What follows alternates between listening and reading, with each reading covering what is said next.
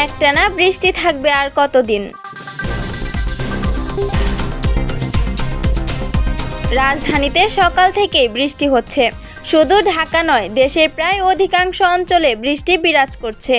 মৌসুমী বায়ুর অধিক সক্রিয়তার কারণে বৃষ্টি সারাদিন অব্যাহত থাকতে পারে বলে জানিয়েছে আবহাওয়া অধিদপ্তর। সক্রিয় মৌসুমী বায়ুর প্রভাবে বৃষ্টিপাতের প্রবণতা বৃদ্ধি পেয়েছে।